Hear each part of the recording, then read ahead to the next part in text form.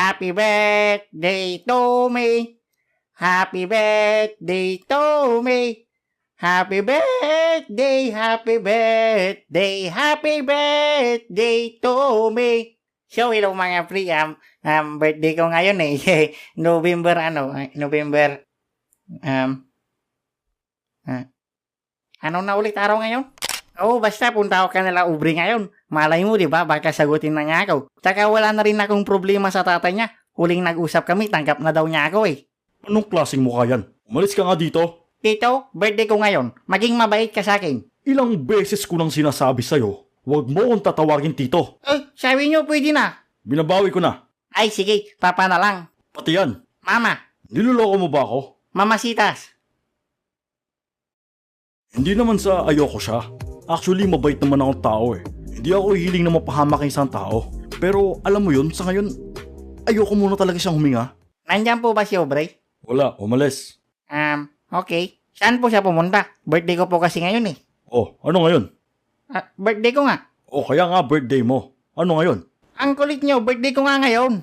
Ewan ko sa'yo, ba't ba kita kausap? Ang gulo talaga kausap ng tatay ni Aubrey, no? Kaso ayun, bad news daw, wala si Aubrey. Sayang, sobrang excitement ko pa naman siya makita. Gusto ko pa naman din siyang yakapin. Uy, Douglas, nandiyan ka pala? Sino ka? Okay nang paano mo nalaman ang pangalan ko? Ako to, si Aubrey. Huwag kang magsinungaling. Sabi ni Mama Sitas, lumabas daw si Aubrey. Nagsinungaling lang ako, Douglas. Sinabi ko lang yun para di mo makita yung anak ko. Sobrang tanga mo, no? Medj? Kanina ka pa nandyan? Botilog. Okay ka lang, Douglas? Ay, sorry. Akala ko kasi galit ka sa akin eh. Di ba? Nung huling nag-usap tayo. Hindi no. Namiss nga kita eh. Anong magagawa? Hey, Tal, magsasalita ka pa, Gegi. Ayaw nga no. Hey, alam niyo yung sinabi niyang na-miss niya ako. Nabigyan ako ng pag-asa na sasagutin na niya ako eh. Ay, ang sarap naman mag-birthday. Wala nang piling makasira. Hello, Aubrey. You're so beautiful. How are you? Oh, hello, Joaquin. Hoy. Anong ginagawa mo dito? Oh my gosh, but may garbage here. Walang nakakuha. Naman ni Joseph. Oh, hello guys. I'm Joaquin. Ang number 1 sa heart ni Aubrey. Alam naman natin na deserve ko talaga siya eh. Look at me. I'm so perfect. Duh. May sasabihin ka ata, Douglas. Birthday ko kasi ngayon eh. Uy, happy birthday! Ilang taon ka na? Taon? Wait lang. 24, 25, 26, 7, 12. 12 years old ka pa lang? Di ko alam. Oh my gosh, di mo alam kung ilang taon ka na. Bakit ba? 12 years old ako nung last ako nag-birthday.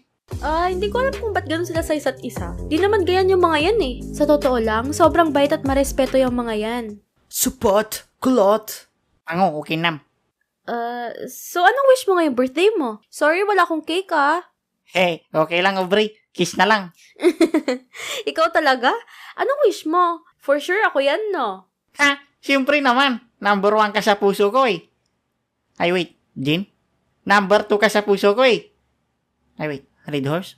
Number 3 ka sa puso ko eh. See? Di ka important sa kanya. If ako yan, ikaw lagi kong uunahin. Unahin mo muna magpaayos ng ilong. Unahin mo muna maligo. Ay, okay. Like, what the hell, bro? Ang beautiful kaya ng nose ko. Makapagsabi naman siya na maligo ako, parang ang baho-baho ko naman. Totoo naman, pero hindi naman niya kailangan sabihin. Tao po? Nandiyan po ba si Aubrey? Uy, hi! Hala, nagabala ka pa. Hello guys. Ako si Dan. Sino ka? Si Dan. Si Dan? Yung kutsi? Dan. Teka, kilala kita. Siyempre, gumagawa ka ng video sa TikTok, YouTube at Facebook eh. I-follow mo at mag-subscribe ka sa akin Kayo din. Douglas, Joaquin, eto si Dan, bagong naniligaw sa akin. Like, oh my gosh bro, di ba ako enough? Ang pangit palang mag-birthday. What are you doing here, huh? You wanna steal my girl? Oo nga, gusto mo ba ng kiss? Ay, away pala. Guys, please, ayoko ng gulo. Douglas, Joaquin, behave. Yes, ma'am. Sa tinginan pa lang namin ni Douglas, alam ko na agad kung ano nasa mind niya. Talagang nagtinginan kami ni Joaquin eh. Like, nag-connect talaga yung brain cells namin, bro. Isa lang talaga yung nasa isip ko. At isa lang ang nasa isip namin. We're gonna destroy this Dan. Yeah, that's what we do. Ang laki talaga ng ilong niya, no? May work ka ba or business like me? Oo pre, actually na-meet ko nga siya last time eh. Huwag kang feeling close, huwag kang feeling close. Excuse me. Sorry. Lasinggiro ka, no? Hindi, wala akong bisyo. Babaero ka, no? Ha? Hindi, no? Supot ka pa, no? Huy, tuloy na ako, pre. Okay. Masakit. Manahimik na kayong dalawa. Ano ba naman kasi bre? May karibal na nga akong pango, nagdagdag ka pa ng tokmol. Hindi, masakit lang kasi yung nakam ko. Birthday ko pa naman ngayon, tapos dalawa na pala yung kagaw ko kay bre. I'm so hurt right now. Like, slowly na natatanggal yung mga petals ko, bro. If you know what I mean. Nandito na pala yung future son-in-law ko. Mamasitas, ako yun, di ba? Tumahimik ka nga dyan, boy baho. Ay, sige. Hey, Dad, I'm your son, di ba? Isa ka rin, bakekong. Alright. Ikaklaro ko lang Itong si Dan, napakasipag at hindi tamad kagaya mo. Mamasitas, hindi naman ako tamad. Ayoko lang magtrabaho. Ha? Shut up. Tsaka itong batang to, walang bisyo. Kaya ko naman yun Kahit i-challenge nyo pa ako. O sige nga, bibigyan kita ng 1 milyon pero hindi ka naiinom ng alak. Sige, anong tingin mo sa akin? Kayang-kaya kong mabuhay ng walang 1 milyon. What about me, Dad? Akala ko ako ang gusto nyo. Ayoko sa pangit. Alright. I feel so sorry sa kanila. Ayoko talaga sila mag-away-away eh. Hindi ko rin sila mapigilan manligaw sa akin.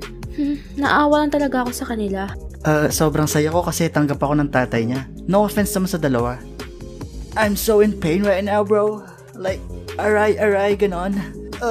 Pangit daw ako. Man, that hurts, bro. Pero di ako mag-stop. Ako ang magiging winner sa aming tatlo. Ayoko nang mag-birthday.